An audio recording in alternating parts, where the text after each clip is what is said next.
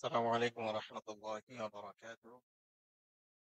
إن الحمد لله وحده والصلاة والسلام على من لا نبي بعده وعلى آله وأصحابه ومن تبعهم بإحسان إلى يوم الدين أما بعد. সম্মানিত দিনী ভাই সকল, আপনাদের প্রশ্ন উত্তর পর্ব শুরু করার আগে আমাদের আজকে যে ইতিকাফের উপরে আলোচনা ছিল তার একটি পয়েন্ট আপনাদের বলা উচিত বলে মনে করছি। সেটা হলো যে ইতিকাফ আমরা কোথায় বসবো, স্থানটা কোথায় হবে। এটা নিয়ে ওলামাদের মাঝে প্রায় ৪-৫ রকমের মতভেদ হয়েছে। প্রথম মত হচ্ছে মসজিদ বলতে যাকে বোঝায় সেখানেই এতেকাফ করা যাবে। এতে করে হচ্ছে কি যে মেয়েরা ঘরের ভিতরে যে জায়গাটা তৈরি করেছে, মেয়েরা সালাত পড়ার জন্য মহিলারা সালাত পড়ার জন্য একটা জায়গা পর্দা দিয়ে ঢেকে নিয়েছেন, ওখানেও এতেকাফ করতে পারবে। এটা হচ্ছে একটা মত। তার মানে ওখানে যদি পারে ওয়াক্তিয়া মসজিদ, জুমা মসজিদ, এরপরে মক্কা, মদিনার মসজিদ, ফিলিস্তিনের মসজিদ আকসা, এগুলো তো সব জায়গায় করতে পারবে। এটা হলো ১ নাম্বার। ২ নাম্বার মত হচ্ছে যে ইতিকাফ করতে হলে মসজিদ লাগবে। মসজিদ বলতে আমরা কি বুঝি? যেমন আপনাদের যে এখানে যদি বলি মসজিদ বলতে আপনারা কতটুকু জায়গা বোঝেন? এই যে ৪ দেয়ালের মাঝখানে যে অংশটুকু, এটা হলো মসজিদ। কিন্তু মসজিদের বাইরে যে অফিস করেছেন ওই সাইড, ওগুলো কিন্তু আপনারা মসজিদের মধ্যে ধরছেন না। তাহলে মসজিদ হলো ইতিকাফ করবেন মসজিদে, সেটা ওয়াক্তিয়া হোক অথবা জুমা হোক। এই দ্বিতীয় মতে এবং বাকি যতগুলো মত হবে এই কোনোটাতেই ওই বাড়িতে যে মহিলারা পর্দা করে ইতিকাফে বসবে এটার কোনো দলিল পাওয়া যাবে না। এটা হলো দ্বিতীয় মত। অর্থাৎ মসজিদে পড়তে হবে, সেটা ওয়াক্তিয়া হোক বা জুমা হোক। ৩ নম্বর মত হচ্ছে ইতিকাফ শুধুমাত্র জামে মসজিদে হবে, ওয়াক্তিয়া মসজিদেও ইতিকাফ হবে না। কারণ আপনাকে আবার জুমা পড়ার জন্য ওই মসজিদ ছেড়ে আরেক মসজিদে যেতে হবে, জুমা মসজিদে যেতে হবে। এই জন্য আহ, তাদের মত হচ্ছে আপনার শুধুমাত্র জামে মসজিদ যেটা সেখানেই শুধু এতেকাফ করা যাবে, ওয়াক্তিয়া মসজিদে এতেকাফ চলবে না। কটা মত হইলো? ৩টা। ৪ নম্বর মত হচ্ছে শুধুমাত্র মসজিদে হারাম, মসজিদুল নববী এবং ফিলিস্তিনের মসজিদুল আকসা, এই ৩টা মসজিদেই ইতিকাফ করা যাবে, বাকি আর কোনো মসজিদে ইতিকাফ করা যাবে। তাদের একটা দলিল আছে, অবশ্য দলিলটা একদিক দিয়ে শক্তই। হাদিস দিয়ে দলিল দিয়েছেন ইমাম তাহাবী রাহিমাহুল্লাহ তার মুশকিলুল আসার এই গ্রন্থে নিয়ে আসছেন, লা ইতিকাফা ইল্লা ফিল মাসাজিদি সালাসা, কোথাও ইতিকাফ হবে না কিন্তু এই ৩ মসজিদে হবে, মসজিদুল হারাম, মসজিদুল নববী আর মসজিদুল আকসা। এটা হলো তারা হাদিস দিয়ে দলিল দিয়েছেন। তবে অধিকাংশ ওলামা যে মতটি গ্রহণ করেছেন সেটা হলো জামে মসজিদ হলেই হবে। কারণ আল্লাহ রাব্বুল আলামিন পবিত্র কোরআনে ব্যাপকভাবে বলেছেন, ওয়ালা তুবাশিরুহুন্না ওয়া আনতুম আকিফুনা ফিল মাসাজিদ, তোমরা বিবিদের সাথে বিশেষ সম্পর্ক স্থাপন করো না যখন তোমরা মসজিদে ইতিকাফরত থাকো। তাহলে এখানে মসজিদ শব্দ যেহেতু আছে, তো পৃথিবীতে যত মসজিদ আছে সব মসজিদেই ইতিকাফ চলবে। তবে অক্তিয়াতে নয়, কারণ ওই অক্তিয়া মসজিদে ইতিকাফ করলে জুমা পড়ার জন্য আরেক মসজিদে রাস্তা হেঁটে যেতে হয়। এই মতটাই বেশিরভাগ ওলামা গ্রহণ করেছেন। অর্থাৎ ইতিকাফ হবে কোন মসজিদে? বিশ্বে যত জামে মসজিদ আছে, জামে যেখানে জুমা পড়া হয় সেই মসজিদে ইতিকাফ করা শরীয়ত সম্মত। এই মতেই হচ্ছেন সবচেয়ে বেশি আলেম ওলামা। এখন মেয়েরা, মহিলারা তারা ইতিকাফ কোথায় করবেন? তারা মসজিদে যদি কোনো নিরাপদ ব্যবস্থা করা যায় তাহলে সেখানে করবেন। আর যদি দেখা যায় যে না, এটা নিরাপত্তার ব্যবস্থা করা যাচ্ছে না, তাহলে তারা বাড়িতেও আর ইতিকাফ করবেন না, কারণ ওটাকে মসজিদ বলা হয়। তারা অন্য ইবাদতে ব্যস্ত থাকবেন, অন্য ইবাদত করবেন। মহিলাদের তো জিহাদও নাই, তাই না? মহিলাদের কি নাই?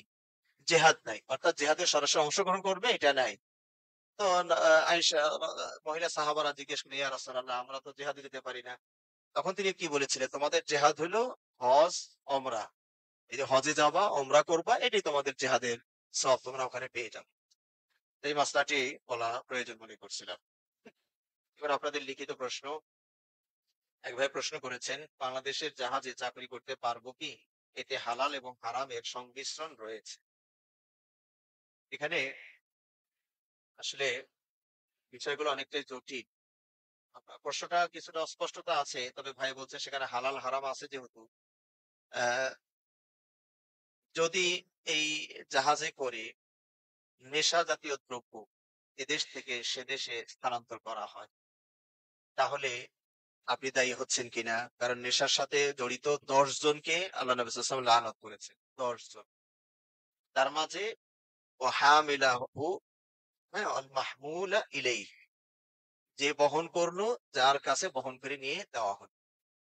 এছাড়া যদি এখানে কোনো অনৈতিক কাজের ব্যবস্থা থাকে, অর্থাৎ বিদেশিরা উঠবে, এখানে মহিলা রাখা আছে, মেয়ে রাখা আছে, তারা তাদের প্রয়োজন, এই যেটাকে আপনারা বলা যায় অনৈতিক কাজ, দেহ ব্যবসার এখানে যে ব্যবস্থা আছে, তাহলে সেখানে চাকরি করা যাবে। এক কথায় কাবিরা গুনাহ যেখানে সয়লাব আছে, এই ধরনের প্রতিষ্ঠানে চাকরি করা যাবে না, যদি আপনার সাথে সংশ্লিষ্টতা থাকে।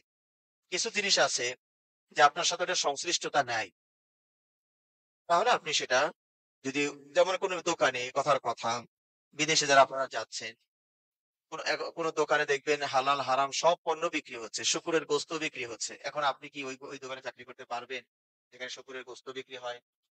আপনি কি ওই দোকানে চাকরি করতে পারবেন যেখানে মদের সরবরাহ করা লাগে, মদ চাইলে দেওয়া লাগে দোকান থেকে পেড়ে?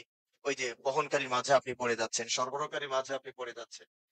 এই জন্য যতটুকু সেভে থাকা যায়, যদি মনে করেন যে না আমি এখানে চাকরি করলে তারা কি করছে তাদের ব্যাপার, আমার দায়িত্ব যেটা সেখানে আমার কোনো হারামের সাথে সংশ্লিষ্ট নাই, আপনি সেটা করতে পারেন। ধরুন আপনি জাহাজ একটা দোকান নিয়ে, দোকানের দায়িত্ব দিয়েছে, সেখানে শুধু আপনি ফলমূল বিক্রির দায়িত্ব পেয়েছেন, আপনি আপনার ফলমূল বিক্রি করবেন। মানে এই জাহাজে আর অন্যরা কি করছে না করছে সব দায়িত্ব তো আপনার না, তাই না? যেমন ধরুন আপনি চাঁদপুরে বসবাস করেন, আর চাঁদপুরে অন্যান্য মানুষ কি করছে না করছে সব দেখে তো আপনি বলতে পারবেন না। আপনি আপনার সাথে পাপের কোনো সংশ্লিষ্টতা আছে কিনা, আপনার কারণে পাপের সুযোগ কেউ করছে কিনা বা আপনি দিচ্ছেন কিনা, এই সাইডটা আপনি খেয়াল করুন। বাকি আল্লাহ ভালো জানেন এখানে কি ধরনের হালাল হারাম বিষয়টা আছে।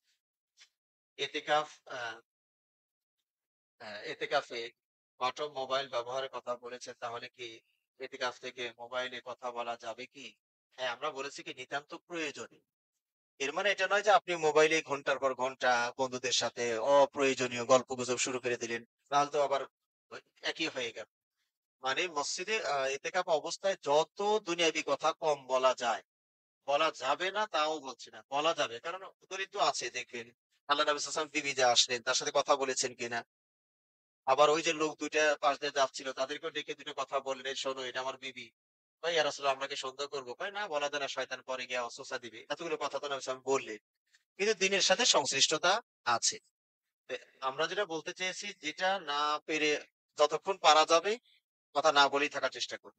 নিতান্ত প্রয়োজন হয়েছে, বাড়িতে একটা বড় ধরনের এই ফোনটা না করলে আপনার ব্যবসার একটা বড় ক্ষতি হবে, আপনার ছেলের একটা বড় ক্ষতি হবে, বা জরুরি প্রয়োজন, আপনি তখন কথা বলে সেরে নেন সংক্ষেপে।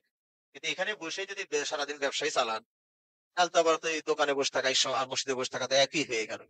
হ্যাঁ, তো আমরা বাটন ফোনের অনুমতিতেই, অথবা আপনার কর্মচারী প্রতিদিন দোকান এখানে এসে দোকানের হিসাব নিকাশ সব বুঝে দেয়, তো বিষয়টা জটিলই হয়ে গেল। আমরা বলছি যদি বিকল্প ব্যবস্থা থাকে সেগুলো আপনারা করবেন। যেমন এতেকাফ অবস্থায় আপনি মসজিদের বাইরে যেতে পারবেন কিনা, কত মাসআলা আছে। একটা ইবাদতের সাথে অনেক মাসআলা সম্পৃক্ত। দেখা যায় আমাদের খুতবার সময় এর মধ্যে কভার করা যায়। এখন আপনি মসজিদের বাইরে যেতে পারবেন কিনা? হ্যাঁ, যদি টয়লেট বাথরুম মসজিদের সাথে দূরে থাকে তাহলে কি করতে হবে? যেতে পারবেন। আপনার গোসলের জন্য একটু দূরে যেতে হচ্ছে, ওখানে যেতে পারবেন।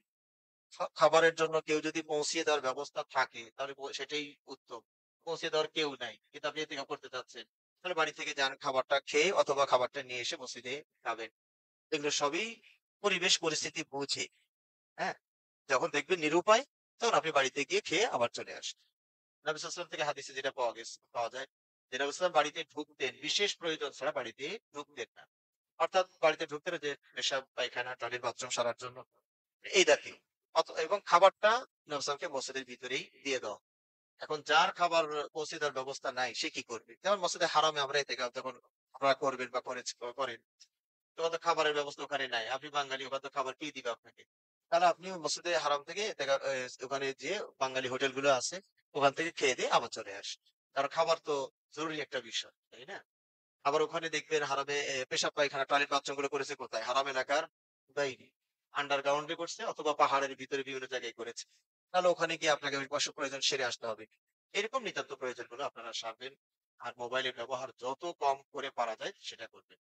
ছোট্ট বাচ্চাকে নিয়ে নামাজে আসি, তার সাথে বিভিন্ন কথা বলতে হয়। এতে কোনো সমস্যা হবে কিনা? হ্যাঁ, সলাৎরত অবস্থায় তার কথা বলবেন না। সলাতের সময় তার কথা বলছেন। তখন আপনি ইশারাতে যতটুকু পারা যায়। দুষ্টামি করছে, এর গায়ে একটু ছোট্ট করে হালকা করে আঘাত করলেন, যাতে ও সাবধান হয়ে যায়। এটাকে সালাত নষ্ট হয় না। আল্লাহ নবী সাল্লাল্লাহু আলাইহি ওয়াসাল্লাম তার নাতনি উমামাকে ফরজ সালাতে কাঁধের উপর নিচ্ছেন। যখন আল্লাহু আকবার, নাতিটাকে কাঁধের উপর নিয়ে সালাত করছে। রুকু করার সময় আবার ওকে নামিয়ে দিয়ে রুকু করছেন, সাজদা করছেন, আবার উঠে আবার হাত কাঁধে উঠে নিয়েছে। এই যে কিছু কাজ ফরজ সালাতেও কি আছে? জায়েজ আছে। এখন আপনার বাচ্চারা দুষ্টামি করছে, হালকা একটা টোকা দেন, গায়ে থাপড় একটা হালকা করে থাপড় দেন, কথার কথা। তাহলে ও সাবধান হবে যে আব্বু তো খেয়াল করছে, বুঝতেছে, একটু নিয়ন্ত্রণ হবে। আর খুতবার সময়ও চেষ্টা করবে তাদের সাথে কথা না বলা। নিতান্ত প্রয়োজন হলে নিতান্ত প্রয়োজন হলে আপনি ইশারাতে কথা বলবেন।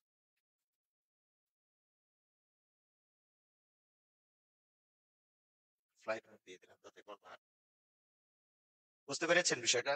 তাহলে বাচ্চাকে অবশ্যই মসজিদে আনবেন। নাহলে ওরা শিখবে কোত্থেকে? অভ্যাস হবে কোত্থেকে? আর আপনারা যারা মসজিদে মুসল্লি আছেন, বাচ্চারা একটু দুষ্টামি করে, ওরা সামনে দিয়ে দৌড়াদৌড়ি করে। এই তো আপনাদের মোবাইল, চশমা একটু সেভে রাখবেন। ওরা দৌড়াদৌড়ি করলেও ওদের আপনার সালাতের কোনো ক্ষতি হয় না। কারণ ওরা বাচ্চা, ওদের তো এই শরীয়তের এই আওতায় আসে নাই। যে আপনার সামনে দিয়ে গেলে ওদের গুনাহ হবে। বিষয়টা এরকম নয়। আপনি বাধা দেওয়ার চেষ্টা করবেন, মানলে মানলো, না মানলে নাই। এবং বাচ্চাদের ব্যাপারে আমি তো মনে হয় এর আগেও কখনো আপনাদেরকে এখানে আসছে বলছিলাম কিনা, বাচ্চাদের ব্যাপারে ইসলাম খুবই উদার। মানে মসজিদে বাচ্চা নিয়ে আসার যদি নবী সাল্লাল্লাহু আলাইহি ওয়াসাল্লাম কখনোই নিষেধ করেনি। একটা হাদিস পাবেন, সেটা হলো জাল হাদিস, যে পাগল এবং বাচ্চাদেরকে মসজিদ থেকে দূরে রাখো। জান্নাবুল সিবিয়ানাকুম ওয়াল মাজানিন আনিল মাসাজিদ, এটা হলো জাল হাদিস, যে বাচ্চাদেরকে এবং পাগলদেরকে মসজিদ থেকে দূরে রাখো। হ্যাঁ, পাগল মসজিদ থেকে দূরে থাকবে, এটা ঠিক আছে, কারণ সে শরীয়তের আওতার মধ্যে পড়ে না, ও রিটার্ড পারসন, শরীয়ত থেকে অব্যাহতি পেয়ে গেছে, সত্যিকারে পাগল যদি হয়। আর বাচ্চাদের বিষয়টা ইসলাম খুবই এভাবে দেখে। একটা হাদিস তো পেলেনি, ফরজ সালাতে নবী সাল্লাল্লাহু আলাইহি ওয়াসাল্লাম তার নাতনিকে কাঁধে নিচ্ছেন, নামাচ্ছেন। এই কাজ আমাদের ইমাম সাহেব করলে ওনার চাকরি থাকবে? হ্যাঁ, জনগণ তো মানবেন। অত হাদিসে দেখেন নবী সাল্লাল্লাহু আলাইহি ওয়াসাল্লামের চাকরি খাওয়ার কেউ ছিল না, চাকরি ছিল। বুঝতে পেরেছেন?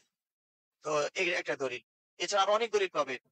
নবী সাল্লাল্লাহু আলাইহি ওয়াসাল্লাম সাজদায় আছেন, লম্বা হয়ে গেছে সাজদা, অনেক লম্বা। স্বাভাবিকত এত জামাতে এত লম্বা করেন না। তো সাহাবারা অনেকেই হালকা করে মাথা উঠিয়ে দেখেন যে নবী সাল্লাল্লাহু আলাইহি ওয়াসাল্লাম কি ব্যাপার, মাথা তোলেন না কেন? মারা গেলেন কিনা? উঠে দেখছেন যে হাসান হোসেন ঘাড়ের উপরে বসা নবী সাল্লাল্লাহু আলাইহি ওয়াসাল্লাম। আবার উনি সাজদায় চলে যায়। এইভাবে হাসান হোসেনের মজা নেওয়া শেষ হইলো। তারপরে তিনি সাজদা থেকে উঠলেন। এখানে তো ফাতেমাকে একটা ধমক দেওয়ার কথা ছিল যে, আমি সলাতে থাকি, তুমি এটা খেয়াল করবা না? বাচ্চাগুলোকে ছেড়ে দিয়েছো, বয়স আমার সলাতে ডিস্টার্ব দেয়। ওই নবী সাল্লাল্লাহু আলাইহি ওয়াসাল্লাম তা করলেন। তাহলে এখানে ইসলাম কত উদার। একদিন নবী সাল্লাল্লাহু আলাইহি ওয়াসাল্লাম খুতবা দিচ্ছিলেন, হাসান হোসেন মসজিদে ঢুকে গিয়েছে। কত ছোট বাচ্চা ঢুকছে খেয়াল করেন। হাদিসে এসেছে যে হাঁটতেও পারছে না।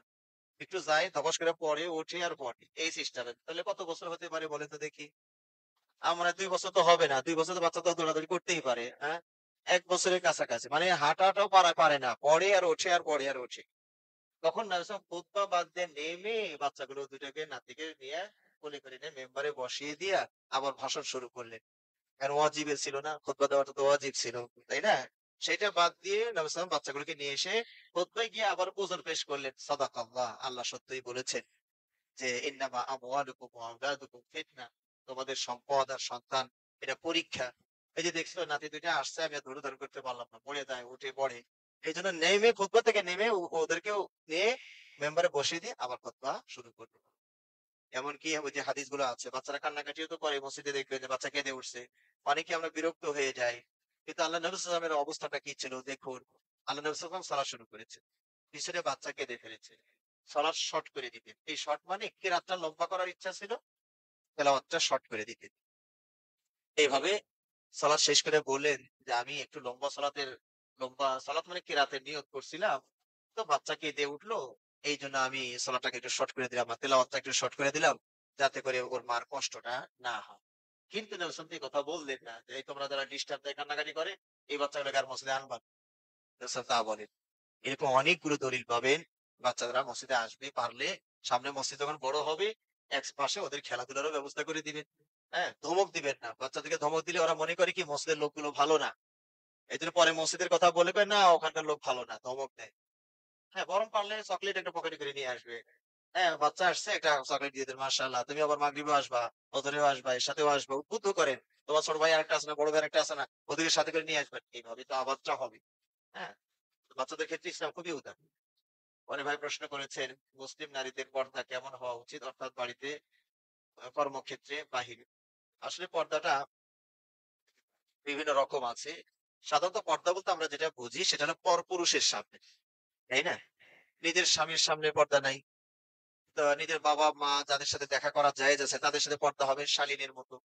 হ্যাঁ? মুখমন্ডলটা খোলা থাকবে, হাতের কবজি খোলা থাকবে, আর অংশ বের হয়ে থাকবে, সমস্যা নাই। তো বাবা, ভাই, মামা, চাচা যাদের সামনে দেখা করা যায়, তাদের সামনেও যতটুকু শালীনতা বজায় রাখা যায়, চেষ্টা করুন। এখন বাহিরে যাদের সাথে আপনার দেখা করার অনুমতি নাই, আজনবী পুরুষ যাকে বলা হয়, তাদের ক্ষেত্রে কতটুকু পর্দা করবেন? ২ রকমের পর্দার শরীয়ত ব্যবস্থা রেখেছে। ক আপাদমস্তক ঢেকে আপাদমস্তক ঢাকা থাকবে। এটা হলো ক শাখার সর্বোত্তম পর্দা। আর খ শাখার পর্দা হচ্ছে মুখমণ্ডল এবং হাতের কবজি বের করতে পারে। মহিলারা যদি বাহিরে বের হয় তাহলে মুখমণ্ডল এবং হাতের কবজি বের করতে পারবেন। এটা হলো খ শাখা। খ। নবী সাল্লাল্লাহু আলাইহি ওয়াসাল্লামের যুগে ২ রকমই পর্দাই ছিল।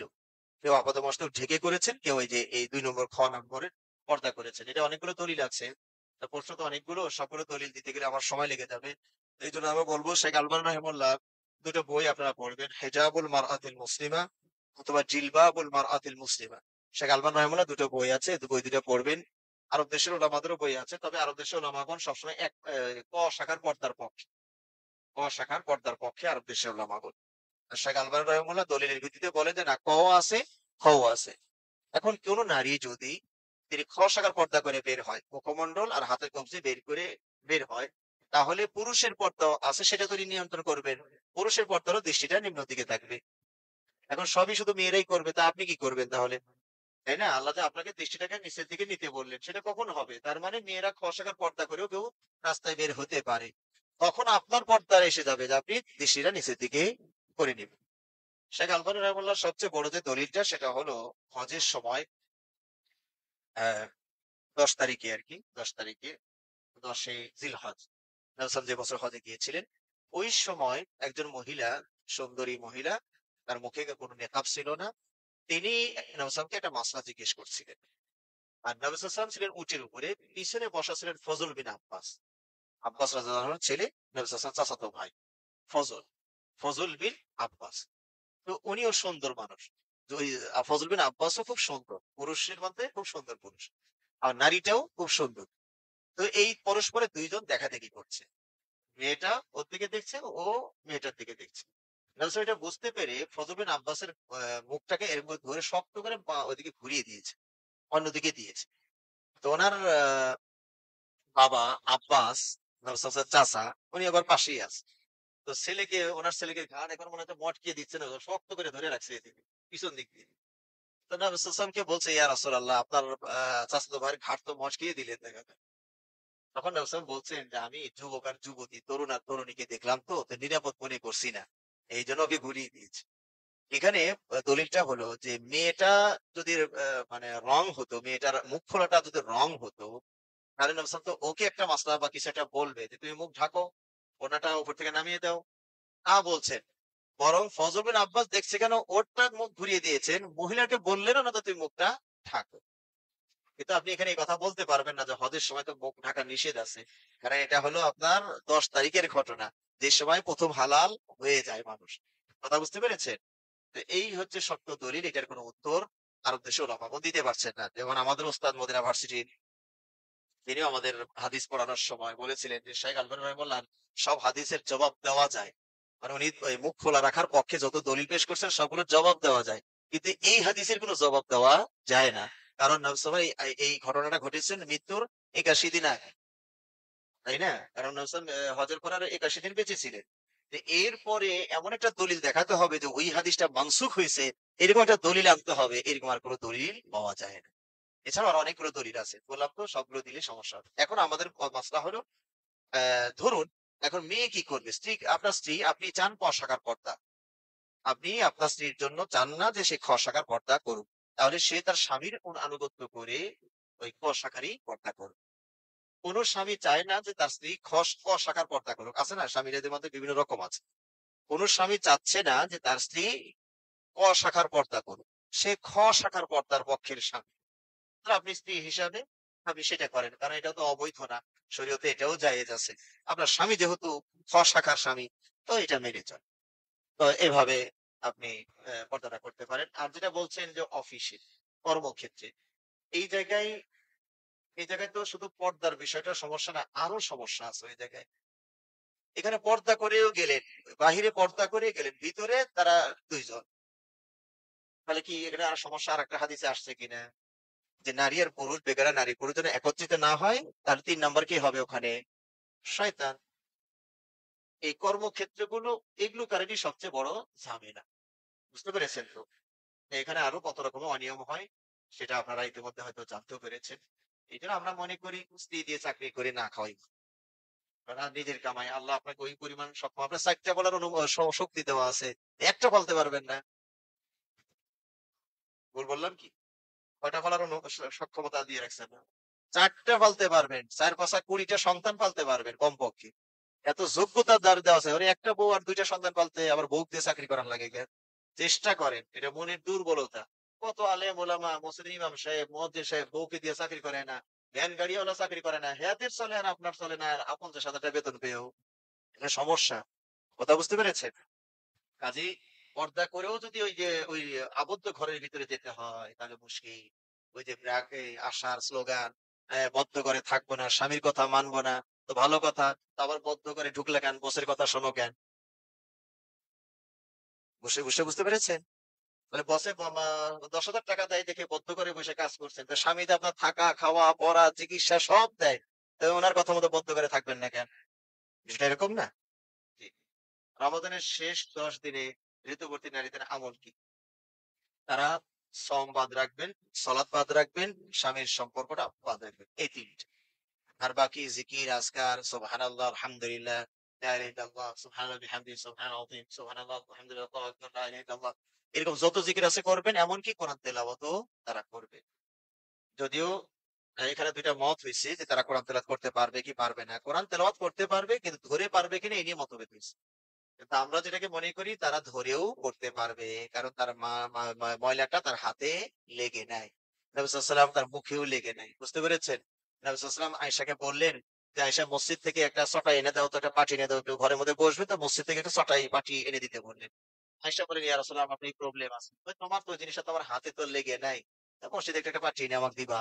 কথা বুঝতে পেরেছেন? হ্যাঁ, তো সুতরাং মেয়েরা আ এই অবস্থাতে কোরআন ধরেও পড়তে পারবে। অজু পবিত্রতা শুধুমাত্র সলাতের জন্য। এই কথাটা মনে রাখবেন। অজু যে বিশেষ পবিত্রতা এইটা শুধুমাত্র একটাই ইবাদতের জন্য তার নাম কি? সালাত। আরেকটা আছে তাওয়াফ। তাওয়াফ। কাবা ঘরে যে তাওয়াফ করে। ওইটাও সলাতই। এজন্য আমি একটাতে মেরে দিয়েছি। কারণ পরে ব্যাখ্যাটা এইজন্য দিলাম অনেকে আবার মনে করতে পারে না তাওয়াফেও না অজু লাগে। হ্যাঁ, তাওয়াফে অজু লাগে ওইটাও সলাতই। আল্লাহ নবী সাল্লাল্লাহু আলাইহি ওয়াসাল্লাম বলেছেন কি এটাও সলাত। তবে কথা বলার অনুমতি আছে। সুতরাং ভালো ছাড়া মন্দ কথা তোমরা বলিও না। তাহলে একটা ইবাদতের জন্য শুধু অজু শর্ত সেটার নাম কি? সালাত। সওমের জন্য অজু লাগে। হজের আর কোন ইবাদতের সময় কোন অজু লাগে? জিকির আজকারের সময় অজু লাগে? সত্য বলতে অজু লাগে? বাবা-মার সেবা করার সময় অজু লাগে? অজু অবস্থায় থাকা ভালো। এটা নিঃসন্দেহ, তাই না? কিন্তু শর্ত হচ্ছে শুধুমাত্র সালাত। এখন কোরআন তেলাওয়াত অজু করে পড়েন এটা হলো সর্বোত্তম ভালো। অজু করতে পারছেন না সমস্যা। ঠিক আছে, অজু ছাড়াই পড়েন। মেয়েদের মাসিক অজু করবে। এটা দলিল শাইখ আলবানী রাহিমাহুল্লাহ দলিল দিয়েছেন কোত্থেকে জানেন? আয়েশা রাদিয়াল্লাহু আনহা হজের সময় অ্যা এই সমস্যাটা হয়ে গিয়েছে। মাসিক হয়ে গেছে। কাঁদতেছিল। তাই রাসূল বলে, "কি বাবা তুমি কাঁদছো কেন?"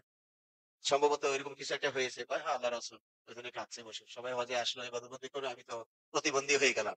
তার মানে ওই যে ওই কারণে, মাসিকের কারণে, মেন্সের কারণে।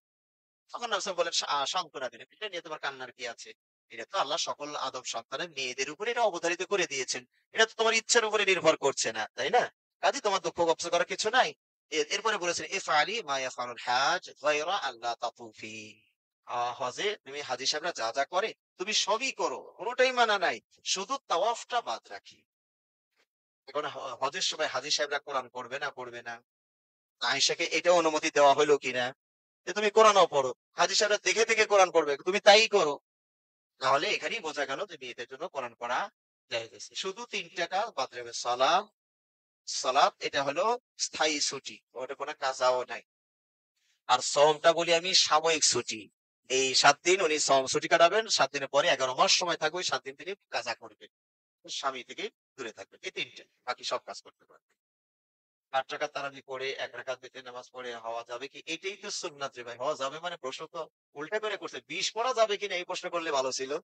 ১১ টাই তো সুন্নাত। আর মা আয়েশা তারা বলছেন, আমাদের সমাজের আলেম ওলামা তারা তারাবি আর তাহাজ্জুদকে যখন দেখছে যে ২০ এর দলিল টিকানোই যাচ্ছে না, তখন তারা কৌশল অবলম্বন করে তারাবি আর তাহাজ্জুদকে ২ টা আলাদা প্যাকেজ করেছে। তারাবি এক জিনিস, তাহাজ্জুদ হলো আরেক জিনিস। বুঝতে পেরেছেন? ১ বছর আগে আহ হাটহাজারী মাদ্রাসা থেকে ২০ রাকাত তারাবি সুন্নাত এই নামে একটা বই আমার গ্রামের এক ছেলের হাতে ছিল। ছেলেটা আমাকে দিতে চাচ্ছিল না, তারপরও বুঝে সুঝে নিয়ে পড়ে দেখলাম ৫ পৃষ্ঠা মনে হয় পরে কথাটা লিখেছে। চ্যালেঞ্জ ১০ লক্ষ না কয় লক্ষ টাকার একটা চ্যালেঞ্জ আসছে। সেখানে লিখেছে যে ৮ রাকাত তারাবি বুখারী মুসলিম মুত্তাফাকুন আলাই, অথবা বুখারী মুসলিম অথবা মুসলিম অথবা কোন সহিহ হাদিসের দ্বারা কেউ প্রমাণ করে দিতে পারেন, তাহলে তাকে এত লক্ষ টাকা পুরস্কার দেওয়া হবে। দয়া করে কেউ কিয়ামুল লাইল, সালাতুল লাইল, কিয়ামে রমাজান এই হাদিস দ্বারা দলিল দিবেন। মানে শৃঙ্খলে আটকে দিয়েছে। আরবি শব্দ দিয়ে দলিল দেখার লাগবে, সেটা আমিও পারি না, উনিও পারে না। কথা বুঝতে পারছে? কারণ তারাবি এই নামটা নবী সাল্লাল্লাহু আলাইহি ওয়াসাল্লামের যুগে ছিলই না। এটা হয়েছে পরবর্তী সাহাবা বা তাবিঈদের যুগে দেওয়া নাম। কারণ এই সালাতটা ওই ২ রাকাত পড়ে একটা রেস্ট নেওয়ার ব্যবস্থা হইতো। কেউ একটু কাইত হইছে, কেউ একটু ঘুরছে, কেউ একটু খেজুর খাচ্ছে, চা খাচ্ছে। তখন তো চা ছিল কিনা আল্লাহ জানে। চা এই যে খেজুর খাচ্ছে, পানি খাচ্ছে। একটু রেস্ট টেস্ট নিয়ে আবার ২ রাকাত লম্বা সালাতের প্রস্তুতি নিতেন। এই যে রেস্টটা হইতো, এইজন্য পরবর্তী সালাতের নামই হয়ে গেছে যে রেস্টের সালাত। মানে রেস্ট দিয়া সালাত, রেস্ট দিয়া সালাত। এইজন্য এই সালাতের নাম হয়েছে কি? সালাত তারাবি। তো কয়েকদিন আগে আমাদের জমিয়ত সভাপতি সাহেব বললেন, এখন আমাদের তারাবির সালাতের নাম হয়েছে তাড়াতাড়ি। তারাবি মানে রেস্ট, আর রেস্টও খুব আমি কোথায়? সালাম অর্ধেক ফিরেও ঘুরে আল্লাহু আকবার। হ্যাঁ? যাক। ৮ রাকাত তারাবি ওনারা ২ টা ভাগ করেছেন। ওই বইয়ে এখন আমারও তো আটকে দিয়েছে কিয়ামুল লাইল, এই যে কিয়ামু রমাজান, সালাতুল লাইল এই হাদিস দিয়ে দলিল দিতে দিবে না। এখন ওনার ২০ রাকাত প্রমাণের যখন এখন পৃষ্ঠাটা আসছে, ওইখানে উনিও তো বিপদে পড়ে গেছে। ওখানে গিয়ে আবার লিখছেন কি?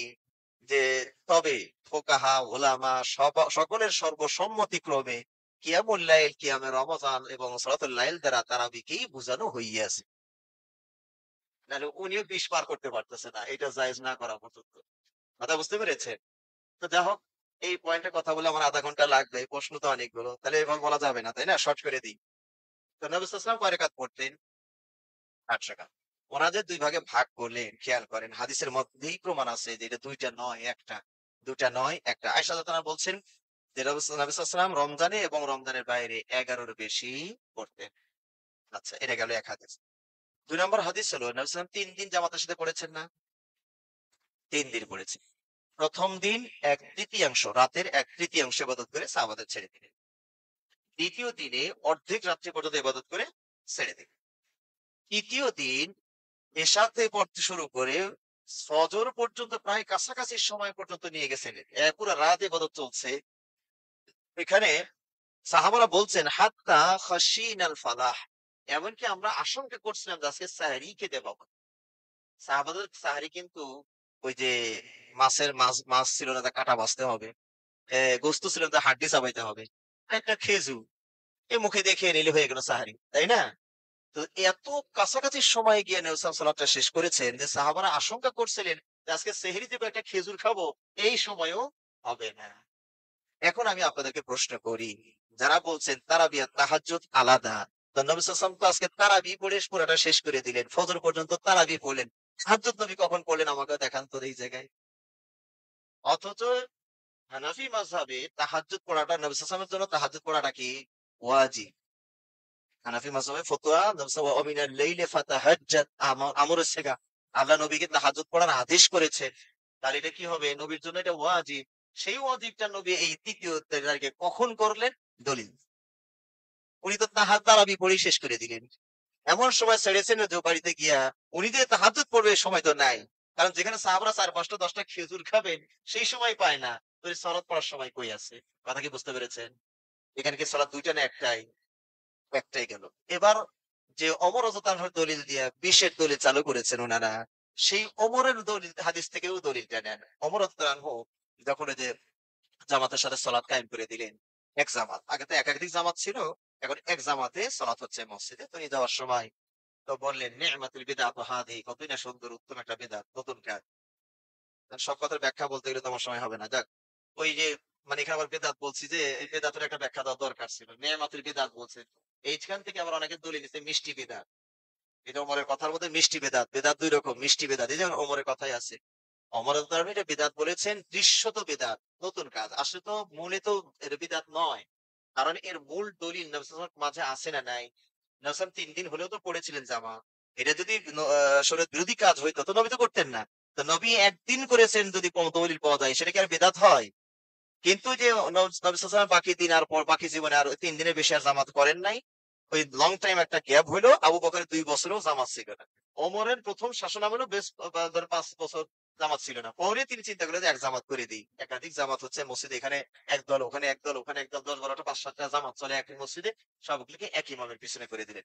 এই ওমর ইবনুল খাত্তাব যেদিন ওই দেখার জন্য পর্যটন করার জন্য বের হইছেন, তখন তিনি একটা কথা বলেছিলেন। বলেছিলেন কি? "ওয়াল্লাতী ইয়ানামুনা আনহা আহাব্বু ইলাইয়া মিনাল্লাতী ইয়াকুমুন।" এই এই রাত্রে এখন যারা ইবাদত বন্দেগী করছে, ওরা কি শেষ রাতে ঘুমাবে। ঠিক কিনা? যারা এই রাত্রে পড়ছে তারা শেষ রাত্রে ঘুমাবে। আর যারা এখন ঘুমাচ্ছে তারা শেষ রাত্রে উঠে তাহাজ্জুদ পড়বে। বুঝতে পেরেছেন? তো ওমর ইবনে খাত্তাব কি বলছেন? এরা যে ইবাদত হতে ঘুমাবে ওইটাই আমার কাছে উত্তম এটার চেয়ে। দেখি কে বুঝতে পেরেছেন কথাটা? শেষ রাতে তাহাজ্জুদটা উত্তম। তাহলে এখানে এবাদত যেকোনো একটা করছে কিন্তু সাহাবারা, খেয়াল করেন। হয় এই রাত্রে যেটা হচ্ছে, এখন নাম আপনি তারাবি দেন, কিয়ামুল লাইল দেন, কিয়ামে রমাজান দেন, নাম নিয়ে বিতর্ক করতে না যায়। এখন যে ইবাদতটা এশার পরে ইমামের সাথে করছে, ওমর ইবনে খাত্তাবের কথা হয় এটার চেয়ে ওই যে সময় এর এই লোকগুলো গিয়ে ঘুমাবে তাহাজ্জুদের সময় ওইটা আমার কাছে বেশি উত্তম। তার মানে এই সাহাবারা যদি তাহাজ্জুদও পড়তেন তাহলে ওমরের দৃষ্টিতে এই লোকগুলোই ভালো হওয়ার কথা ছিল কিনা? কারণ এরা ডবল খ্যাপ দিচ্ছে। ডবল টিপ দিচ্ছে। এখনো পড়ছে, শেষ রাতেও পড়বে। তাহলে এরাই তো উত্তম হওয়ার কথা। যারা শুধু একটা পড়ছে তাদের মধ্যে হতে। বিষয়টা কি তাই নয়? কিন্তু এই লোকগুলো এখন তারাবি পড়ছে, শেষ রাতে এরা ঘুমাবে। আর এখন যারা ঘুমাচ্ছে তারা শেষ রাতে তাহাজ্জুদ পড়বে। কথা কি বুঝতে পেরেছেন? এবং স্বয়ং ওমর রাদিয়াল্লাহু আনহু কোনটা করছেন? উনি তো এখন জামাতে শরীক হয় নাই। উনি তো খলিফা। উনি তো এখন পড়ছে না। তারাবি পড়ছে না। পড়বেন কোনটা উনি? তাহাজ্জুদটা। তাহলে প্যাকেজ হয় এটা বা ওটা। ২ টা একসাথে নয়। বুঝতে পেরেছেন কথাগুলো? এই হিসাবে তারা কয় রাকাত? ৮ রাকাত। এটাই হচ্ছে রাসূল সাল্লাল্লাহু আলাইহি ওয়াসাল্লামের সুন্নাহ। আমরা এটাকেই ধরে রাখার চেষ্টা করি। এবং সেটা এক মহিলা বলছে ভাই। মহিলা মানুষের হাদিস শুনে। আমি রিক্সা নিয়ে যাচ্ছিলাম। পাশে ওরা কথা বলতেছে আমি শুনলাম। যে এই হুজুর মানে এই ২০ রাকাতের কারণে এখন মানুষ মসজিদেই যায়। খরচটাও করতে আর যায়। তাহলে ২০ রাকাতের কথা শুনলেই ওদের অবস্থা খারাপ হয়ে যাচ্ছে। আমাদের কথাটা সুন্নাহ অনুযায়ী আসেন ৮ এর অফার দিলে আমার তো মনে হয় মানুষ আরো বেশি হইতো উনাদের মসজিদে। আবার ওই ২০ পড়তে যে সময় লাগে আপনার ৮ পড়তে তার চেয়ে বেশি সময় লাগে। কথা ঠিক না বেঠিক? আপনার এখানে কয় রাকাত পড়ে? ৮ আর ৩ ১১ পড়ে। কত সময় লাগে? প্রায় ২ ঘন্টা।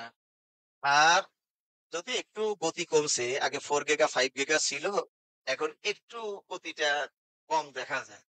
তারপরেও কোন আমাদের গ্রাম অঞ্চলের মসজিদগুলোতে এত স্পিডে পড়া হচ্ছে যে খালি হাঁটুর শব্দ শোনা যায়।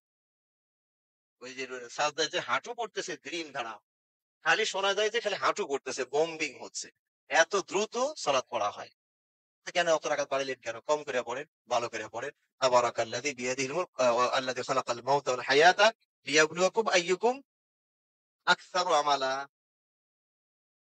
তার তো বলে নাই, আল্লাহ বলেন নাই যে বেশি আমল কে করে, বরং উত্তম আমল কে করে, আল্লাহ সেটা দেখতে চেয়েছেন। তো যাও, একটা উত্তরই অনেক সময় চলে আসে। এবার ইয়েস নট এ কিছু করা যায় কিনা? কোরআন মাজিদ পুরনো হলে বা ছিঁড়ে গেলে করণীয় কি? এটার যেটা করণীয় সেটা যদি আপনি সমাজে করেন, তাহলে তো আপনার অবস্থা খারাপ হয়ে যাবে। সমাজ চলে একদিকে, কোরআন হাদিস আসলে আর একদিকে। ওসমান রাদিয়াল্লাহু আনহুর সময় যে কপিগুলো অতিরিক্ত হয়ে গেল, অর্থাৎ উনি যে লাস্ট একটা ফিনিশিং দিলেন, বাকিগুলোকে তিনি পুড়িয়ে ফেলেছিলেন। এখন এই কাজ যদি আপনি করেন, তা একে তো আহলুল হাদিস পরিচয় দেওয়ার কারণে এক বিপদে আছেন, আর যদি কোরআন পড়েন পুরা আপনি ফেমাস হয়ে যাবেন। সারা বিশ্বে আপনাকে নিয়ে তোলপাড় হয়ে যাবে, ও কোরআন পড়ছে, ও সহিহ আকীদার কথা বলে, কোরআন পড়ে। বুঝতে পেরেছেন? দেখুন, কোরআন পড়ানোটা ২ রকম। মেজাজটা খেয়াল করেন। আপনি কোরআন পড়ছেন কোরআনকে সংরক্ষণের জন্য। কারণ এটা কোথায় রেখে দিবেন? কেউ পড়ছে না। ময়লা পড়ে মসজিদগুলোতে আমাদের সমাজের অবস্থা, আমি আমাদের মা বোনদের যেটা দেখেছি সেটাই বলি। আমরা ছোটবেলায় দেখেছি। ওই কোরআনের পাতা ছিঁড়ে টিড়ে গেছে, পড়াও যাবে না, কি করবে তখন? তো আমাদের দেশে দেখে বেড়া আছে না, বেড়া, ওই যে পাটখড়ির বেড়া, এই যে বেড়া, ওই ওখানে গুজে রাখ, ওখানে ভিতরে ঢুকায় রাখ। কই রাখবে আর তাছাড়া? আবার যখন ঝাড়ু দিতে গেছে, ও যে ওখানে আস্তে আস্তে আস্তে আস্তে বাতাসে নয় হয়ে গেছে পড়ে। ঝাড়ু দিতে গিয়ে লাগছে আহ ইস ইস ইস ইস ইস ইস। তো মুখে আবার ওই বেড়ার মধ্যে ভালো করে আবার গুজিয়ে রাখে। কয়েকদিন পরে আবার আস্তে আস্তে হলে আবার পড়ে, আবার ঝাড়ু দিয়ে বাড়ি খায়, তখন আবার সুসু করে।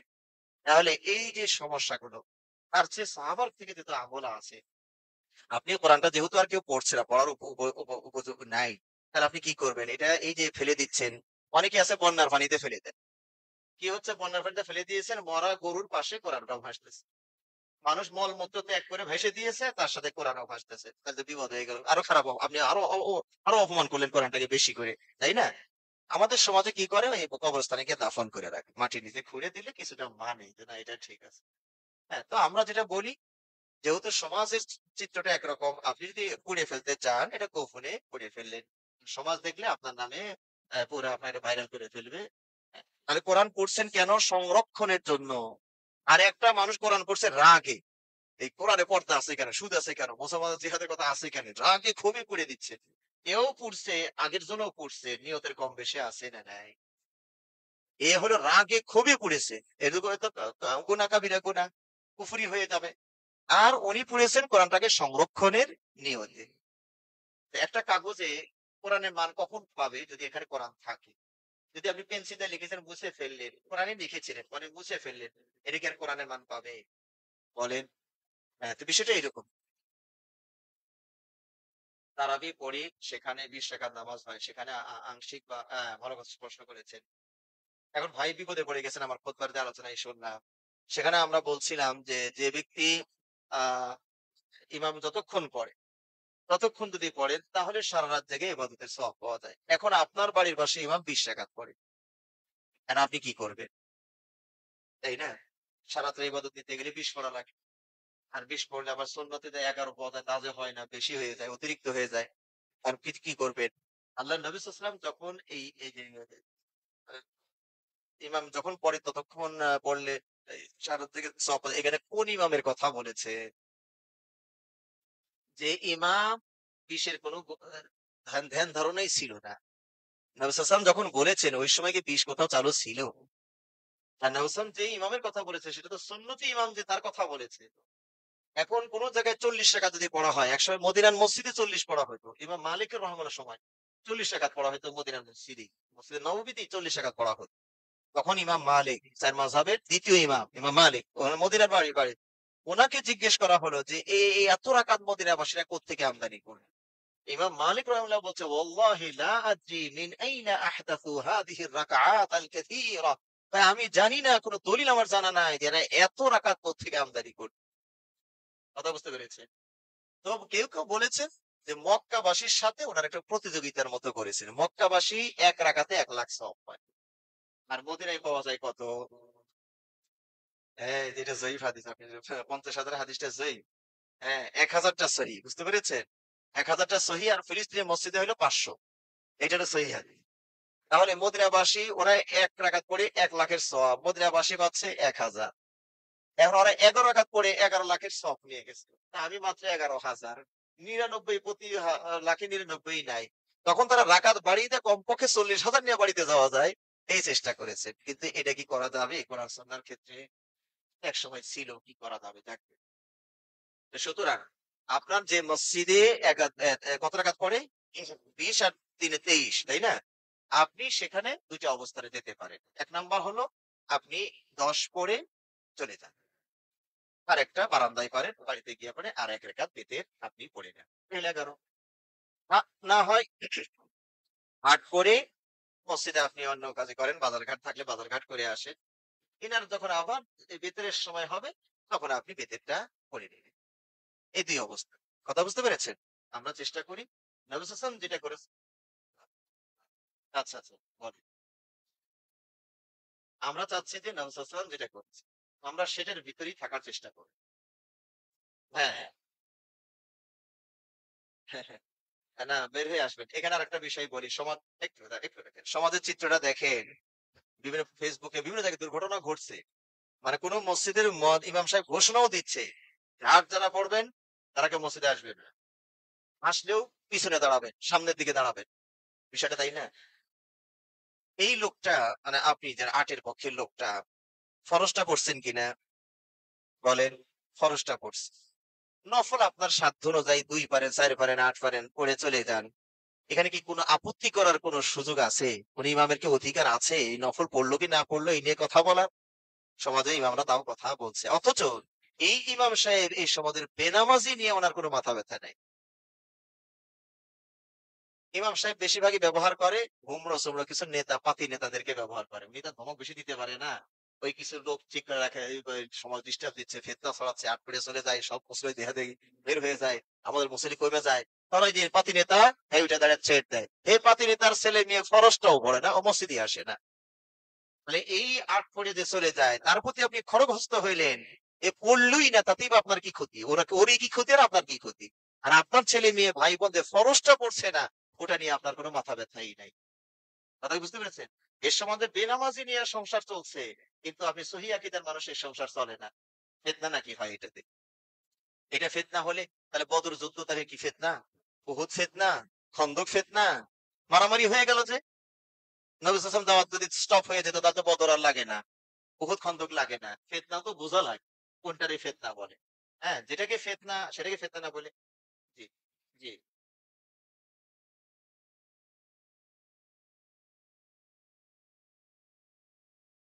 ভেতরেও মিল নাই। সেই হিসাবে আপনি একা পড়ে নেওয়াই উত্তম। হ্যাঁ, একা পড়ে নেন সেটাই। ৮ রাকাত পড়ে বের হয়ে আসেন, বা ১০ রাকাত পড়ে ৮ রাকাত পড়ে বের হয়ে আসলে ৩ রাকাত ভেতরে পড়েন। আর ১০ রাকাত পড়ে বের হয়ে আসলে ১ রাকাত ভেতরে পড়েন। একাকী বিতর সালাত আদায়ের সময় হাত তুলে দোয়া করার সময় বাংলায় দোয়া করা যাবে কিনা? এই মাসলাগুলো একটু জটিল। তো ওলামাগণ বিভিন্ন মতে বিভক্ত হয়ে গিয়েছেন। তো আমরা যেটা মনে করছি, ফরজ সালাতে কোনো বাংলা বলবেন। ফরজ সালাতে কোনো বাংলা বলবেন না। বাকি নফল সুন্নাত, সুন্নাতে মুআক্কাদা, সেখানে আপনি বাংলায়ও দোয়া করতে পারবেন। সাজদাতে আর সালাম ফিরানোর আগে। বাকি থাকলো যে যেটা বেতেরের সালাত, সেখানে নবী সাল্লাল্লাহু আলাইহি ওয়াসাল্লাম থেকে বর্ণিত যে দোয়ায়ে কুনুতটা আছে, সেটা যদি মুখস্থ করতে পারেন সেটা সবচেয়ে ভালো। আল্লাহুম্মা হদিনি ফিমান হাদাইত ওয়া আফিনি ফিমান আফাইত। আর যদি না পারেন তাহলে বেতের এখানে দোয়া বেতর পড়ার দরকার নাই। অনেকে আমাদের সমাজে চালু আছে কি, কুল হুসুরা ৩ বার পড়লেই হয়ে যাবে। হাত তুলে দোয়া ভেতরে কোনো মুখস্থ নাই, কয় ৩ বার কুল হুসুরা পড়ে। আছে নাকি আপনাদের সমাজে এরকম? হ্যাঁ, আছে। না, এখানে কুল হুসুরা পড়ার কোনো দলিল নাই। বুঝতে পেরেছেন? আপনি জানেন না, রুকু থেকে উঠে সরাসরি সাজদায় চলে যান। এই দোয়া করাটা সুন্নাত ছিল। তো সেটা যেহেতু মাল মশলা আপনার পুরা নাই, তো প্রজেক্টটা একটু অফ রাখেন, মুখস্থ করতে থাকেন। আর ওই যে সালাতে সালামের আগে আপনি দোয়া করেন, সাজদায় গিয়ে দোয়া করেন। বুঝতে পেরেছেন? আচ্ছা, মাদ্রাসা মসজিদের দানের টাকা কেউ না বলে আত্মসাৎ করে নিলে সেটা কি আল্লাহর হক বলে গণ্য হবে নাকি বান্দার হক? এখানে দুইজনের হক সংশ্লিষ্ট। মসজিদের এটা আল্লাহর হকও আছে, বান্দার হকও আছে। আল্লাহর হক তো বুঝতে পেরেছেন। আল্লাহর হক তো ওই যে কারণ এখানে মসজিদ বানিয়েছেন এটা পুরোটাই কে ভোগ করছে? আচ্ছা, আচ্ছা কি মুরব্বির কিছু বলছেন নাকি?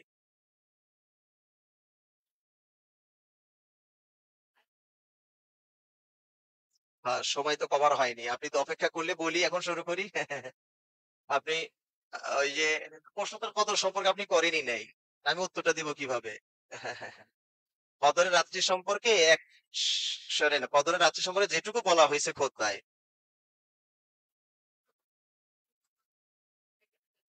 আচ্ছা, জি, জি। কদর সম্পর্কে আচ্ছা যাক। কদর সম্পর্কে একটা আয়াতই তো যথেষ্ট। যেখানে আল্লাহ বলছেন সেই আয়াতকে আমি পড়ি নাই খুতবাতে। আচ্ছা, ঠিক আছে। কদরের রাত্রি সম্পর্কে তো ওইটুকুই যথেষ্ট।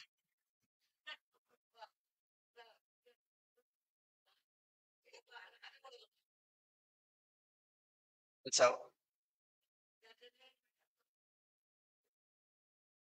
আচ্ছা। ওখানে আমি আরবিটা বলছি, আপনি হয়তো বাংলাটা বলছেন। ৮২,০০০ তো না ৮৩ বছর ৪ মাস। এটা তো আপনি বাংলাটাই ডাইভার্ট করে বলছেন। আল্লাহ তো কোরআনে বছরের কথা বলে নাই, হাজার মাস বলেছেন। তো ওইটা বাংলা করেন হয়ে গেল। তো ওটা তো ফজিলত তো আপনি জানেনই। তা ওটা কে না জানে? বলেন তো এখানে মুসলিরা ১,০০০ মাসের সওয়াব পাওয়া যাবে। কে না জানে? আচ্ছা ঠিক আছে। আপনি ওই একটা নিয়েই পড়ে আছেন তো। মুসলমানদের আরো প্রশ্ন আছে তারা সেটার উত্তর দিচ্ছি আমরা। বদরের রাত্রির ফজিলত এটা আপনারা সবাই জানি। প্রতি বছরই শুনি, তাই না? ১,০০০ মাসের চেয়ে উত্তম। সেটা তো আমরা সবাই জানি। আচ্ছা। আল্লাহ ওনাকে হেদায়েত দিন। জি। তাহলে মাদ্রাসা এবং মসজিদের দানের টাকা কেউ না বলে আত্মসাৎ করে নিলে সেটা কি আল্লাহর হক বলে গণ্য হবে নাকি বান্দার হক? আপনি পরিবেশ মুরব্বী আপনি পরিবেশ নষ্ট করিয়েন না। মুরু হ্যাঁ, হ্যাঁ। রায় শোনেন ভাই এদিকে খেয়াল করেন। আপনি মুরব্বী এই যে এদিকে আমার কথা শোনেন। পরিবেশ নষ্ট করার দরকার নাই। এখানে পছন্দ হলে থাকেন, না হলে আরো মসজিদ আছে সেখানে যাবেন। আর না আপনি যদি বলতে থাকেন মাইক ছেড়ে দিয়ে আপনি বলেন সমস্যা কি? আপনার থেকে সবাই শুনুক। আপনি ওখানে এমন ভাবে কথা বলছেন যে পরিবেশটা নষ্ট হচ্ছে। আমাকে কথাও বলতে দিচ্ছেন না। জনগণকে শুনতেও দিচ্ছেন না। ঠিক আছে, আপনি পাশে গিয়ে বসেন। পাশে গিয়ে বসেন। পাশে রুম আছে, ফ্যান আছে, ওখানে গিয়ে বসেন। জি। পরিবেশ নষ্ট করিয়েন না। জি। এখানে বলছিলাম যে এখন একজন প্রশ্ন করেছেন, দানের টাকা কেউ না বলে আত্মসাৎ করে নিলে সেটা কি আল্লাহর হক বলে গণ্য হবে না বান্দার হক? আমি বলছি দুজনেরই হক। এই যে মসজিদটা আপনারা করেছেন, কার নির্দেশে করেছেন? আল্লাহর হক এখানে জড়িত আছে কিনা? পাশাপাশি বান্দার হক এখানে আছে না নাই? এই মসজিদটার সুবিধাটা ভোগ করে কারা? বান্দারা। এই যে মসজিদ করেছেন কেন? আল্লাহ ওমর ইবনে খাত্তাব বলেছেন, বান্দারা যেন বৃষ্টি থেকে একটু রক্ষা করা যায়, রোদ থেকে রক্ষা করা যায়। এজন্য তো মসজিদটা করেছেন। সেটা কার হক? তাহলে মসজিদের মাঝে আল্লাহর হকও আছে, বান্দার হকও আছে। কেউ যদি এটা আত্মসাৎ করে তাহলে ২ জনের হক নষ্ট করেছেন। আল্লাহর হকও, বান্দার হক। আচ্ছা, সৌদির একজন শাইখ বলেছেন মসজিদে প্রবেশের পর আযানের কয়েক মিনিট আগে নামাজ না পড়ে সরাসরি বসা যাবে। এটা হচ্ছে কি মুক্তাদিদের কথা বলছেন না ইমামের কথা বলছেন? যদি ইমাম হয়, খতিব হয়, যেমন আমরা যেটা করি, নবী সাল্লাল্লাহু আলাইহি ওয়াসাল্লাম যেটা করেছেন, সরাসরি খতিব সাহেব এসে মিম্বারে উঠে যাবে জুমার দিনে। আর হ্যাঁ, আযানের কয়েক মিনিট আগে নামাজ পড়ে না, না, না। বরং আপনি মসজিদে যখনই ঢুকবেন, সেটা যদি খুতবা চলাকালীন সময়েও আপনি কখন আসেন, তবুও আপনি ২ রাকাত সালাত পড়ে তারপরে বসবেন। এটা হলো হাদিসের ফতোয়া। বরং নবী সাল্লাল্লাহু আলাইহি ওয়াসাল্লাম একজন সাহাবী এসে বসে গেলেন, তাকে আবার খুতবায় দাঁড় করালেন। তাই না? দাঁড় করালেন। যে তুমি কি ২ রাকাত পড়েছো? না পড়িনি। ২ রাকাত পড়ে তারপরেই বস। আর আযানের জবাব দেওয়াটা এটা আমাদের সমাজের ভুল একটা ব্যবস্থাপনা। সেটা হলো কি? যখন আযান হচ্ছে তখন ভাই দাঁড়িয়ে থাক। যেই খুতবা শুরু হয়, আযান শেষে খুতবা শুরু হয় তখন উনি সালাত শুরু করে। পুরো উল্টা কাজ হয়ে গিয়েছে। কারণ কি? খুতবা শোনাটা কি ছিল উনার উপরে? ওয়াজিব ছিল। ওয়াজিবের সময় উনি সালাত শুরু করলেন। আর যখন আযান চলছিল তখন আযানের জবাব দেওয়াটা কি? না সুন্নাত। আযানের জবাব দেওয়াটা সুন্নাত। তাহলে উনি সুন্নাত রক্ষা করে ওয়াজিবের সময় এসে আঘাত করলেন। উল্টা কাজ হয়ে গিয়েছে। বরং মসজিদে ঢুকেছেন, আযান দিবে, দিবে না ওদিকে খেয়াল করার দরকার নাই। আপনি সালাত শুরু করেন। ২ রাকাত সালাত হালকা করে পড়ে নিয়ে এরপরে আযানের কিছু অংশ যদি পেয়ে যান জবাবটা, না হলে আযানের ওই ইবাদত ছুটে গেল আপনার। হ্যাঁ, তো সুতরাং অ্যা মসজিদে আসলে আগে ২ রাকাত সালাত পড়ে নিবেন। এখন যদি ফরজ সালাত শুরু হয়ে যায় তাহলে আর কোনো সালাত চলবে না। আমরা যারা জেনারেল থেকে দিনে ফিরেছি তাদের করণীয় এবং কিভাবে ইসলামী পড়াশোনা করব, ছোট ছোট বইগুলো আছে সেগুলো আগে পড়ে, তাওহীদের বইগুলো আগে পড়ে।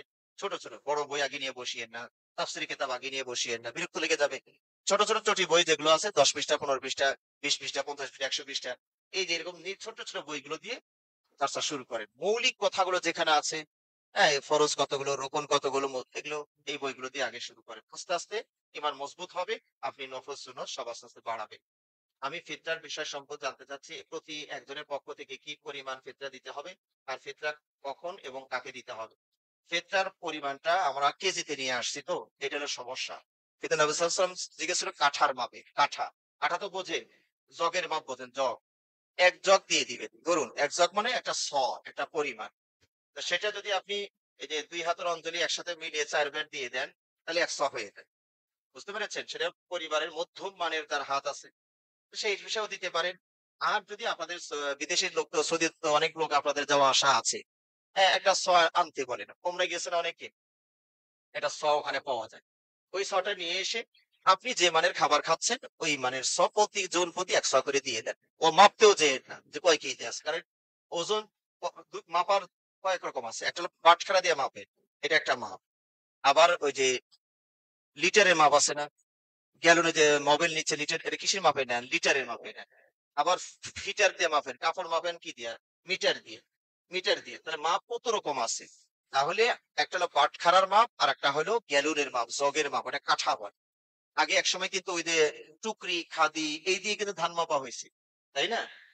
একটা আইডিয়া ছিল 10 খাদি দিলে 1 মণ হয়, এরকম ছিল।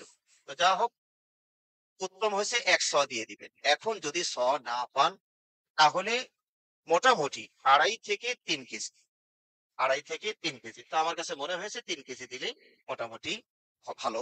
চাউলটা কোনোটা 2.5 কেজি হয়, কোনোটা 3.25 কেজি হয়, কোনোটা কম করে 3 কেজি হয়।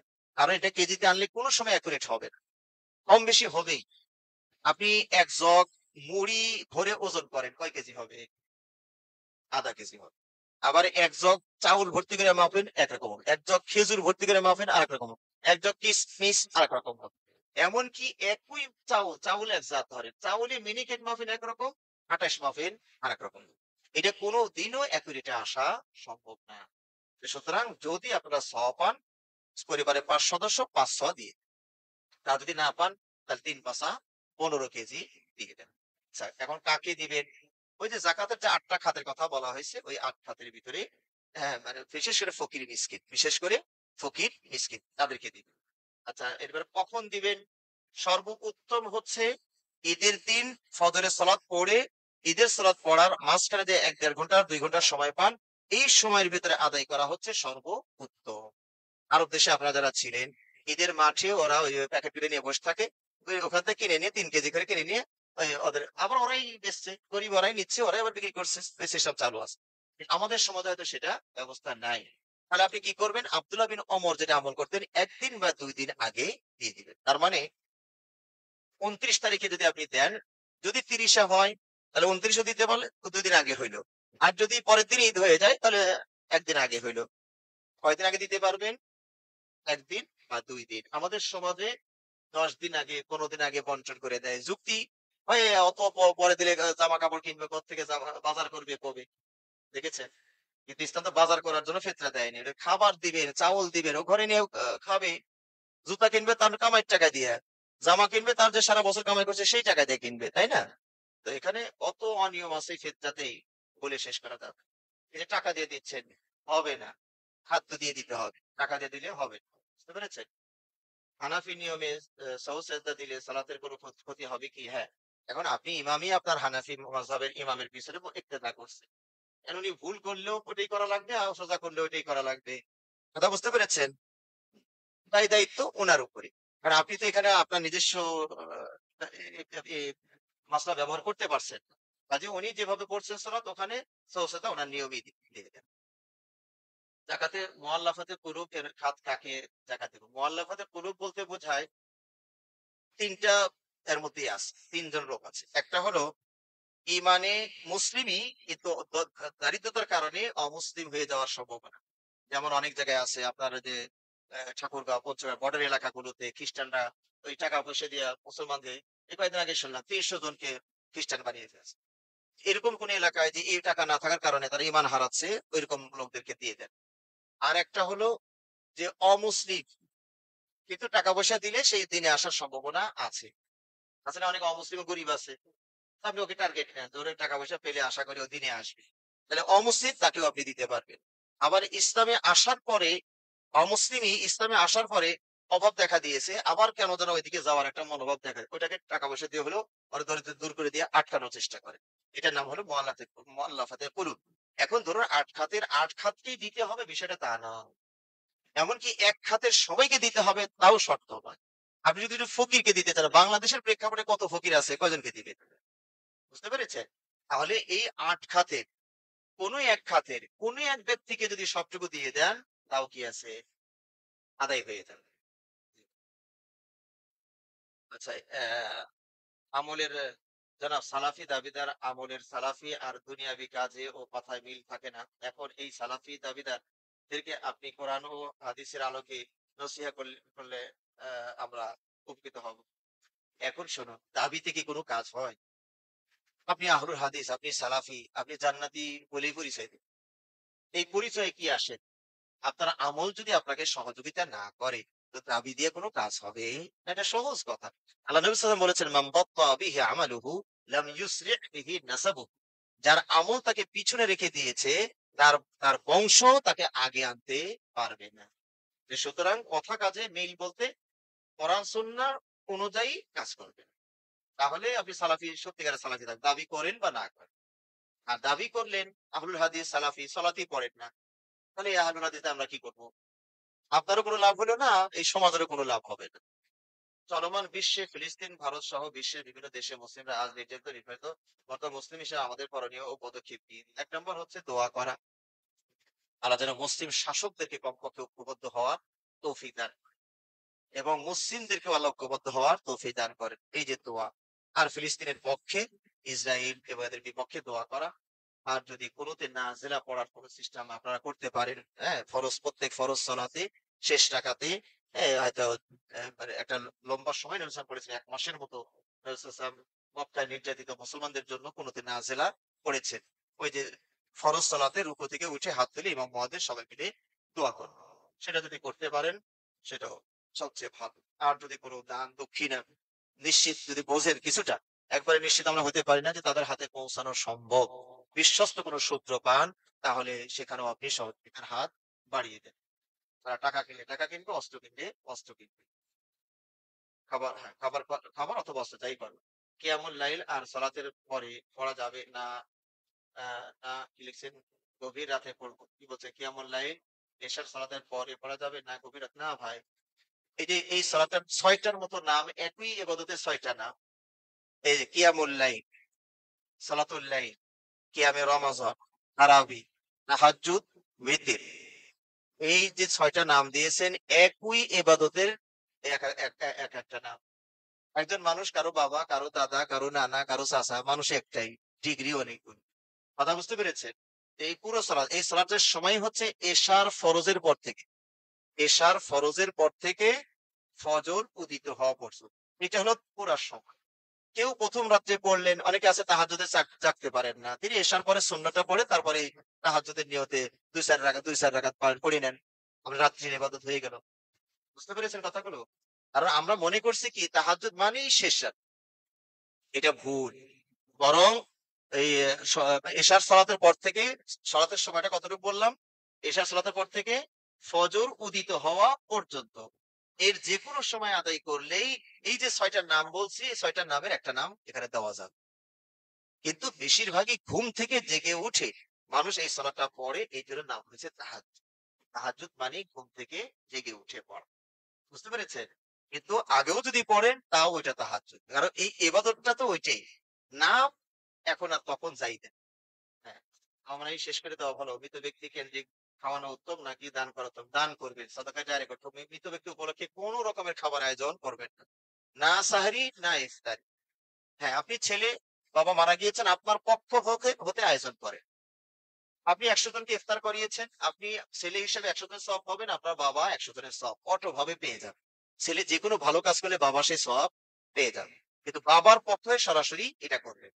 আর আপনি সাদাকায়ে জারিয়া যেটা সেটা করেন। মৃত্যু উপলক্ষে তার খাওয়ার আয়োজন করা এটা মানে গুনাহের। শেখ সাহরি খাওয়ার সময় যদি আজান দেয় ৫ মিনিট থাকে তাহলে কি করব? বুঝলাম না তো। সাহরি খাওয়ার সময় আজান দেয় আবার ৫ মিনিট থাকে। তাহলে আজান ৫ মিনিট আগে দিয়ে দিল নাকি? না।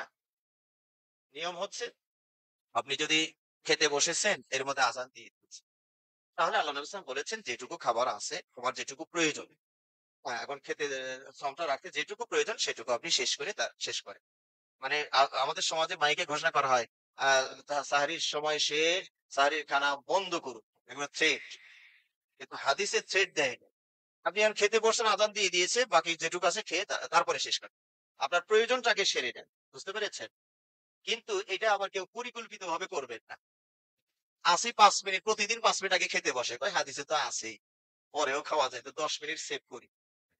মানে ১০ মিনিটের পরেও নিয়ে যাবে। এভাবে যদি পরিকল্পিতভাবে কেউ করে তাহলে কি সেটা হবে? কদাচিৎ আপনি খেতে বসেছেন, আজান তো দিয়ে দিয়েছে। তাহলে কি খেয়ে নেন। কিন্তু এখন তো আপনার ঘড়ি, আপনার সবকিছু অ্যা আপনি জানা বলা আছে, তাই না? এখন কি ওইভাবে প্ল্যান করে চেষ্টা করবেন যেন সময়ের আগেই শেষ করা যায়। কখনো যদি না পারেন তাহলে আপনার প্রয়োজন সারতে পারবেন। প্রিয়জনের পিরিয়ডের আগে যদি হালকা রক্তপাত হয় কিছু সময়ের জন্য পরে আবার বন্ধ হয়ে যায়, এতে কি আমার সিয়াম ভেঙে যাবে? মেয়েদের বিষয়গুলো জটিল। হ্যাঁ, মেয়েদের বিষয়গুলো জটিল। যদি আহ মাসিক যেটা পিরিয়ড যেটা ওইটা শুরু না হওয়া পর্যন্ত আপনি সলাৎ সিয়াম বহাল রাখবেন। আর ওই পিরিয়ড শুরু হয়ে গেলেই সম রাখলেও ভেঙে ফেলবেন। সলাৎ শুরু করলেও ওটা ছেড়ে দিবেন। জি। বেদাত মাকরুহ মোবা এর শাব্দিক অর্থ কি? বেদাত মানে নতুন কাজ। দ্বীনের মাঝে নতুন। যে যার দলিল কোরআন এবং হাদিসে নাই। এমন কোন বিষয়কে ইবাদত হিসাবে যদি মনে করেন ওটার নাম হলো বেদাত। বেদাত মানে শাব্দিক অর্থই হচ্ছে নতুন উদ্ভাবন। আর মাকরুহ হলো অপছন্দনীয়। যেটা শরীয়ত অপছন্দ করেছে একবার হারামও করে নাই। এটাকে মাকরুহ বলে। আর মুবাহ বলা হয় যেটা হলো জায়েজ বলেন আপনারা। মানে করলে সওয়াবও নাই, না করলে গুনাহও নাই। বুঝতে পেরেছেন? এটা হলো নিউটনে আছে। শরীয়তের বিধানকে ৫ ভাগে ভাগ করা হয়েছে। মাঝখানেরটার নাম হইলো মুবাহ। মাঝখানেরটার নাম হইলো মুবাহ মানে জায়েজ। বুঝতে পেরেছেন? এটা হলো হারাম, এটা হলো হালাল মানে ফরজ। এটা হলো মাকরুহ, এটা হলো সুন্নাহ। মুস্তাহাব যেটা বলেন। এই মাঝখানেরটার নাম হলো জায়েজ বা মুবাহ। এটা এদিকেও না ওদিকেও না। নিউটনে আছে। জি। কদরের রাত সেই দোয়াটি বেশি বেশি পড়তে বলা হয়েছে ওই দোয়াটির শেষের অংশে আন্নি হবে নাকি আন্না হবে? আন্নি হচ্ছে ১ বছর। আর আন্না হচ্ছে বহু বছর। যদি বলেন আল্লাহুম্মা ইন্নাকা আফুউন তুহিব্বুল আফওয়া ফাআফু আন্নি। নিজে থেকে একা, একা বলছে তাহলে আন্নি বলেন। আর ইমাম সাহেব বলছে তাহলে আন্না বলবে। তাহলে আমার এবং আমার সাথে যারা আমিন, আমিন বলছে সবাইকে আল্লাহ তারপরে আন্না বলবে। এটা ১ বছর আর বহু বছর। মক্কার অনেক ইমাম দোয়াতে আন্না পড়ে এবং ফিতরার বিষয় নিয়ে একটু যা বলবেন কত টাকা দিতে হবে। টাকা দিবেন না। ওটা ফিতরা আলোচনা আমরা কিছুক্ষণ আগে করেছি। দিবেন ১ ৩ কেজি খাবার গরিব মানুষকে দিয়ে দিবেন। আর দোয়াতে আন্না পড়ে এটার উত্তর হয়ে গেছে। আমি যদি সহিহ আকীদার মসজিদে ঈদের নামাজ আদায় করার পর নিজ এলাকায় গিয়ে আবার ঈদের নামাজ পড়ি তাহলে কি এটা জায়েজ হবে? আপনি এটাকে ওয়াজিবের নিয়তে পড়বেন, পরেরটা নফলের নিয়তে পড়বেন। বুঝতে পেরেছেন? আর কেউ যদি বাসায় ফরজ পড়ে আসে আবার দেখেন মসজিদে জামাত হচ্ছে তাহলে কি করবেন?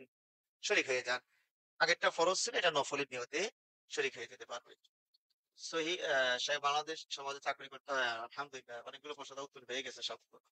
তো আল্লাহ রাব্বুল আলামিন আমাদের জ্ঞানের ভান্ডারকে আরো বৃদ্ধি করে দিন এবং শোনার চেয়ে আমলের পরিমাণটা আরো বাড়িয়ে দিন। আল্লাহ রাব্বুল আলামিন আমাদের সিয়াম, কিয়াম আল্লাহ কবুল করে নিন। রব্বানা তাকাব্বাল